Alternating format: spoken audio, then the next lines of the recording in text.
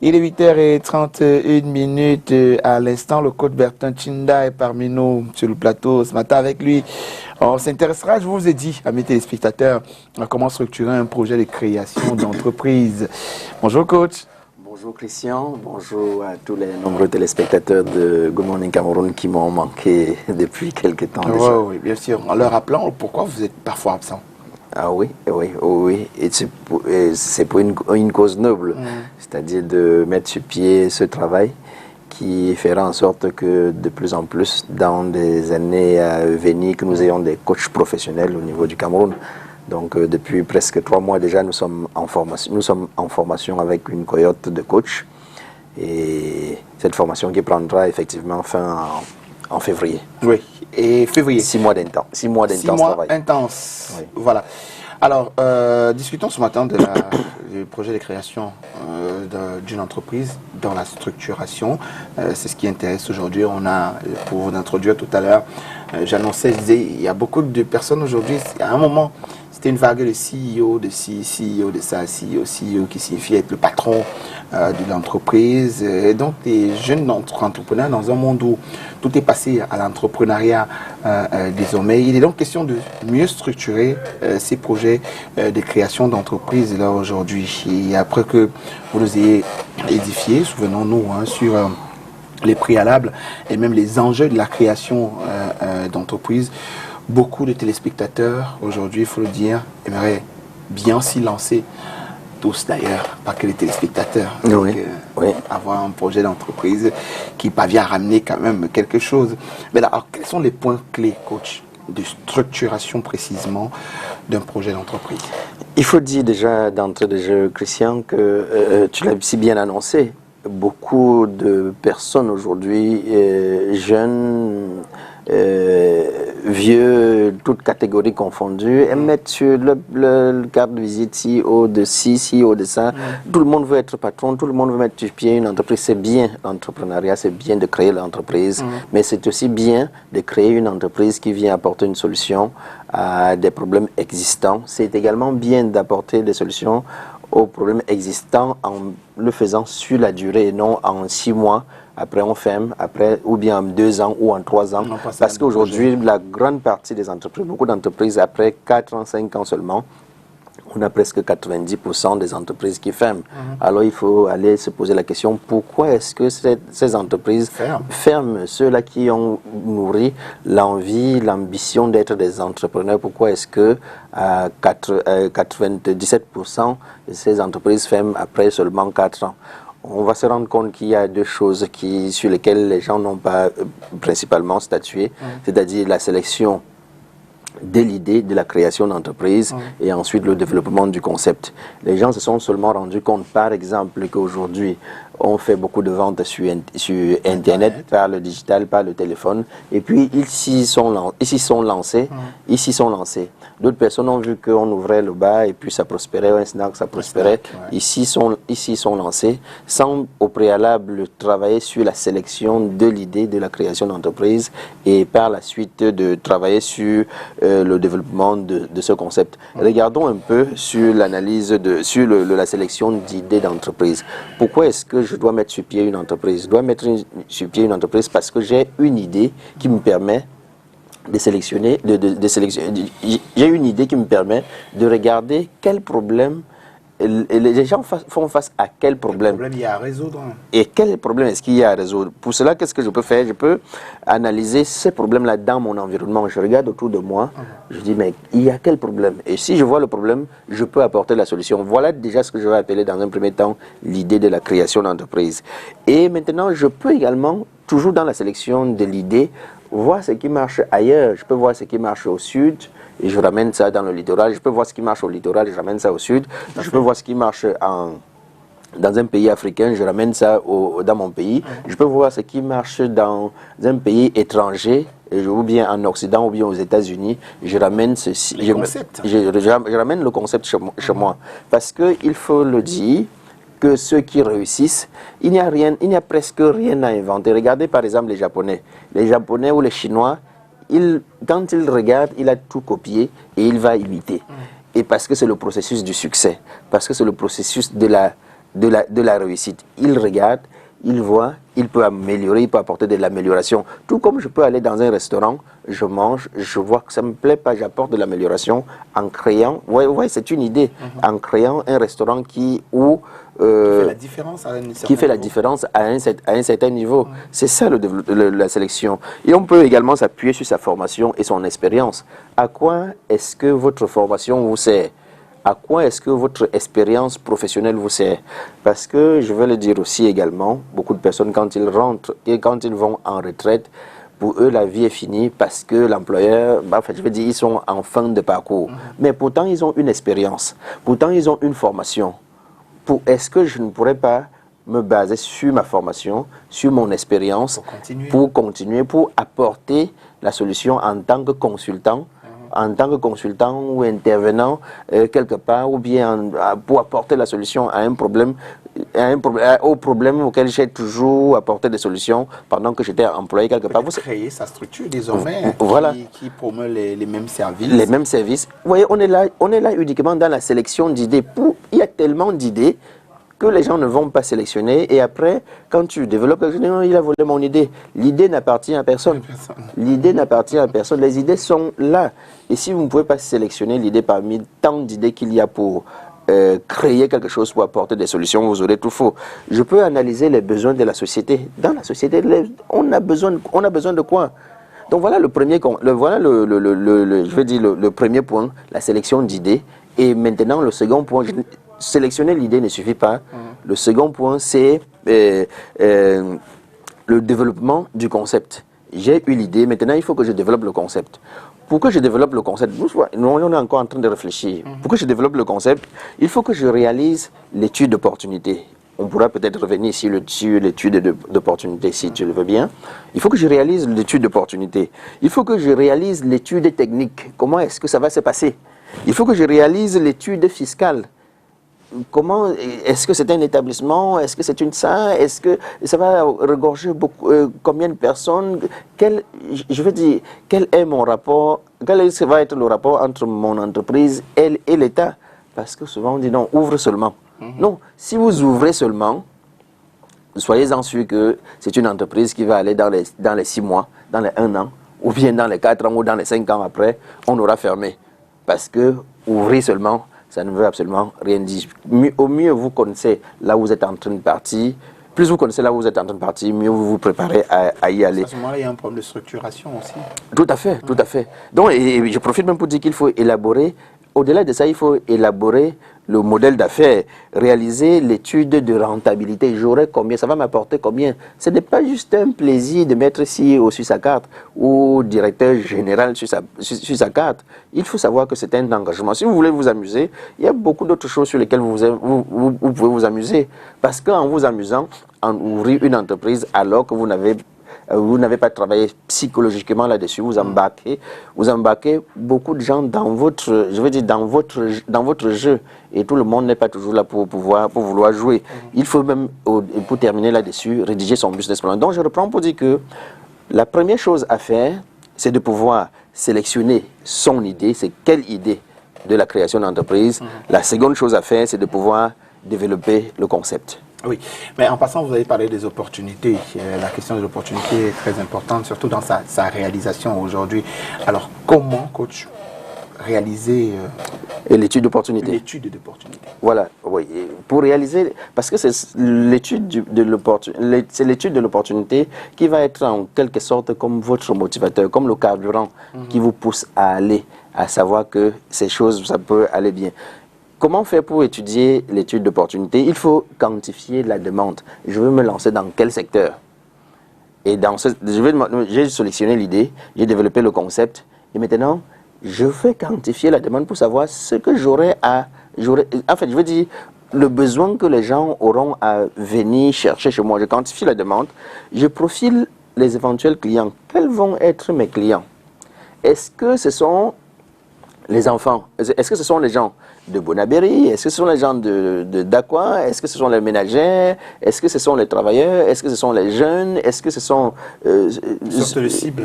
Oui, une sorte de cible. Je vais profiler les potentiels clients. Je ne mets pas ma marchandise sur pied avant de dire où je vais chercher les clients où.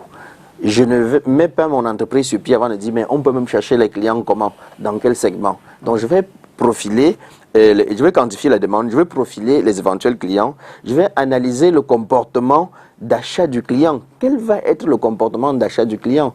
Vous savez, même dans l'ouverture d'une boulangerie, si je n'essaye pas de voir à quel moment est-ce qu'on a besoin de, je veux dire, on a de mon pain par exemple, de mes produits par exemple, je peux l'ouvrir de l'autre côté de la route, alors que ça aurait pu se placer plutôt de ce côté de la route. Donc je n'ai pas analysé je veux dire la circulation. On va travailler comment, on rentre pas où, est-ce que c'est dans quel sens? Est-ce qu'ils ont besoin en partant du pain? Donc ça, je dois pouvoir analyser ces comportements d'achat du client pour pouvoir me positionner. Identifier les concurrents. Quels sont les concurrents qui sont dans le secteur? Quels sont les fournisseurs qui sont dans le secteur? Parce que si je n'identifie pas bien les concurrents pour savoir à qui est-ce que je vais me frotter, si je n'identifie pas les fournisseurs pour savoir si j'aurai le produit ou pas, je peux à un moment donné me frotter être en rupture ou bien me frotter à une difficulté à laquelle je n'apporterai pas une solution véritable. Donc, pour que je lance l'entreprise, il faut que je travaille là-dessus. Il faut que j'analyse les stratégies des concurrents. Comment est-ce que les concurrents font pour s'en sortir? Si je n'arrive pas à analyser la stratégie des concurrents pour apporter une amélioration, je risquerais de ne pas tirer mon épingle du jeu. Et vous voyez, en 6 mois, en 2 ans, je peux me fatiguer.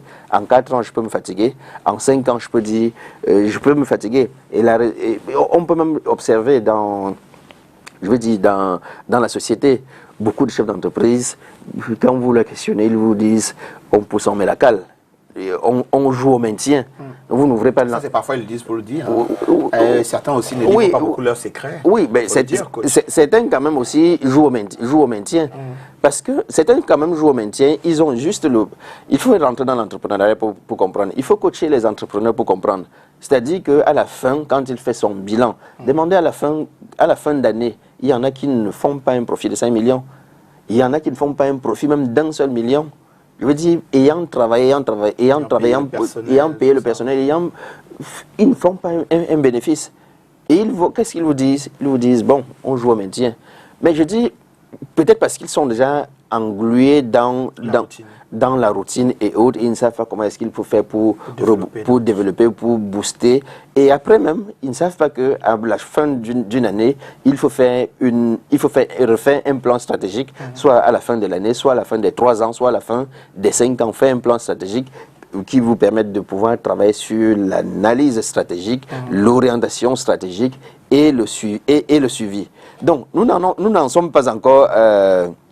Nous n'en sommes pas encore à ce niveau. Nous n'en sommes pas encore à ce niveau. Nous étions en train de parler de l'étude de l'opportunité. Pour dire qu'il faut absolument analyser la stratégie des concurrents. Voilà. Alors ça veut dire c'est ce que vous appelez aller copier ailleurs. Mais à côté de cela aussi, c'est ce qu'on appelait la veille concurrentielle généralement, c'est-à-dire regarder comment ça se fait en face pour s'améliorer davantage. Effectivement. Mais maintenant, est-ce qu'au niveau de la concurrence, on n'est pas un peu jeune quand on arrive dans un milieu où les gens sont paisiblement assis, ils ont déjà, on va dire, une sorte de... ils ont avalé le couloir avec leurs clients et tout. À ce moment, quelle est la stratégie qu'il faut mettre en place pour pouvoir faire la même chose qu'eux et essayer de marquer? C'est pour ça que j'ai dit tout à l'heure il faut identifier les concurrents, identifier les fournisseurs. Quelle est l'astuce, je veux dire quoi, à mettre en place là, à ce moment-là, après avoir identifié le client? Si vous n'identifiez pas le concurrent et le fournisseur pour savoir quelle taille, c'est en identifiant que vous allez savoir quelle taille a ton principal concurrent, tu ne veux pas te mesurer à qui pour savoir par où tu commences. Je ne sais pas si je me fais comprendre. Vous allez voir, je prends l'exemple des snacks. Il y a un grand snack, Mais un gars vient à côté, il fait son petit snack. Il a identifié que la taille de celui-ci, c'est tant. Il vend la bière là-bas à 2000 francs. Comme je sais que je ne peux pas me concurrencer en lui, puisque son installation est beaucoup plus importante que moi, je vais faire mon petit truc. Mais ma bière, ça ne va pas être 2000. Ma bière, ça va être 1000 francs. Vous voyez un peu la stratégie. Il s'est installé à côté. Ceux qui ne pourront pas aller chez ce concurrent, ils vont aller chez lui. Mais s'il n'a pas avoir peur de la concurrence. Non, il ne faut pas avoir peur de la concurrence. Il faut étudier le concurrent. Il faut étudier le concurrent et comprendre par où est-ce que vous pouvez attaquer. Parce que si vous n'étudiez pas bien le concurrent et le fournisseur, vous savez que votre concurrent peut, je veux dire, dans des jeux peu catholiques, bloquer créer le monopole. Créer le monopole et vous n'avez plus la marchandise. Donc, si vous n'étudiez pas, la stratégie, c'est d'aller étudier, d'identifier d'abord les concurrents, travailler sur leur stratégie afin de voir comment est-ce que vous pouvez créer la vôtre. L'astuce, c'est peut-être d'avoir plusieurs plans à ce moment-là, parce qu'il y a des barrières forcément qui interviennent. À ce moment-là, le concurrent, celui que vous voyez comme concurrent, vous voit pareil, également en face. Et maintenant, la question de la création du monopole qui pourrait intervenir chez les fournisseurs, qui pourraient être plus ou moins les mêmes. Il est question de multiplier, donc à ce moment-là, les stratégies et avoir peut-être 3 ou 4 fournisseurs chez qui on pourrait se retourner au cas où. Bon, ça peut être une stratégie. Ça peut être une stratégie si c'est lié au fournisseur. Mais je dis même lié à la distribution seulement du produit, tout simplement. Vous voyez, j'ai dit tout à l'heure que j'ai pris l'exemple de la vente de la boisson. Je dis à côté, le gars il vend à 2000, mais tout le monde n'a pas 2000 francs pour aller là-bas boire. Que font ceux qui n'ont pas 2000 pour aller là-bas boire? Ils cherchent un endroit. Et si vous ne créez pas un endroit où ils peuvent boire à 1000 francs, c'est-à-dire trouver quelque chose de modeste à 1000 francs, ils iront quelque part, ils n'iront pas chez le concurrent, mais ils iront quand même quelque part. Donc en y travaillant, vous comprenez que non, ça je ne crée pas ici. Et par rapport au prix, voilà ce que je fais. Par rapport à la qualité du matériel que je mets, voilà ce que je fais. Donc vous voyez, vous avez analysé les stratégies du concurrent et à partir de là, vous avez fait le vôtre. Et vous avez votre clientèle. Plus tard, dans 2 ans, dans 3 ans, vous pouvez grandir. C'est-à-dire au fur et à mesure que vous grandissez, vous travaillez sur votre plan stratégique et puis vous élevez le niveau. Un jour, vous pouvez être au-dessus du concurrent. Mais les gens viennent, ils vont dire, le prix c'est combien là-bas? On dit 2000, mais ça part 2000. Ils ne regardent pas la qualité du matériel et tout. Et à la fin, ils se disent, mais pourquoi est-ce que les gens vont à côté, ils ne viennent pas chez moi? Pourquoi est-ce que les gens vont prendre les produits de l'autre côté, ils ne viennent pas chez moi? Non, parce que tu n'as pas travaillé sur la stratégie. Okay. Voilà.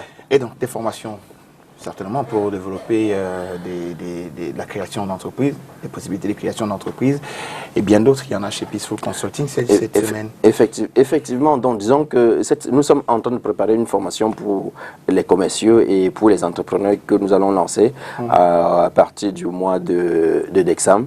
À partir du mois de décembre, pour préparer les gens, ceux qui veulent changer d'activité, ceux qui veulent entreprendre, ceux qui veulent créer un plan B, un plan C ou bien un plan D à côté du plan A qui est déjà là, par exemple comme leur boulot. Donc, comme leur boulot, nous allons les accompagner avec une formation vraiment spécifique qui va être liée à la recherche du financement, qui va être liée à l'entrepreneuriat et le leadership, qui va être liée au développement de l'entreprise. En quoi c'est important, coach? Elle est importante, je l'ai dit tout à l'heure, parce qu'elle permet à chaque individu de devenir autonome. Vous savez, aujourd'hui, beaucoup d'employés ou bien beaucoup de personnes se limitent à la seule source de revenus qui est le salaire. Et ce salaire ne leur permet pas toujours de bien vivre. Et ils jettent leur dévolu sur le patron en disant que c'est le patron qui me garde dans cette histoire. Or, le patron ne prend que 8 heures sur les 24 heures. Nous voulons donc aider ou bien accompagner les individus ou ceux qui nous suivent à pouvoir créer un autre plan qui est le plan B, le plan C, le plan D avec le reste des 16 heures qui restent. Avec les 16 heures qui restent sur les 24 heures parce que... En enlevant le temps de sommeil. Hein, en enlevant le temps de sommeil, il va en rester... Les 16 heures, comment on se dit, waouh. Oui, oui, en enlevant le temps de sommeil, et chacun est responsable de son temps de sommeil. C'est vrai que, et il faut juste voir que 8 heures, 22 heures à 6 heures, vous dormez de 22 heures à 6 heures, ça fait 8 heures de temps. En 60 ans, vous avez passé 20 ans à dormir. Donc il faut imaginer, vous avez passé 20 ans de votre vie à dormir. 20 ans à dormir. Et si vous avez fait les 100 pas 4 heures par jour, tuer le temps. 4 heures par jour, à 60 ans, vous allez passer 10 ans à tuer le temps. Donc ça fait beaucoup. On peut utiliser ce temps. Donc cette formation... Ça vous fait 30 ans en tout, hein? 20 ans pour dormir, et 10 ans pour en tuer le temps. Imaginez que vous avez commencé à travailler à l'âge de 20 ans. Oui. Ça fait 50 ans à ne rien faire pour vous-même. Wow. Donc ces formations nous permettent de pouvoir recadrer, encourager les gens à entreprendre, à prendre leur vie en main, afin de ne plus laisser la procuration aux employeurs, à l'État et autres d'être témoins ou bien d'être responsables de notre mauvaise vie que nous menons. Or, en entreprenant, c'est-à-dire à côté, nous avons aujourd'hui la vente avec le digital, sur Internet et autres. En entreprenant à côté de tout ça, on peut réussir à avoir d'autres sources de revenus qui nous permettent de vivre décemment. Parce que l'être humain n'est pas venu sur la terre pour vivre les mégots de vie. Pour vivre les mégots de vie, on est là pour vivre en abondance. Et la richesse est un peu comme une énergie. Et cette énergie-là est à la disposition de tout le monde. Si vous croyez que vous le pouvez, vous avez raison. Si vous croyez que vous ne le pouvez pas, vous avez également raison.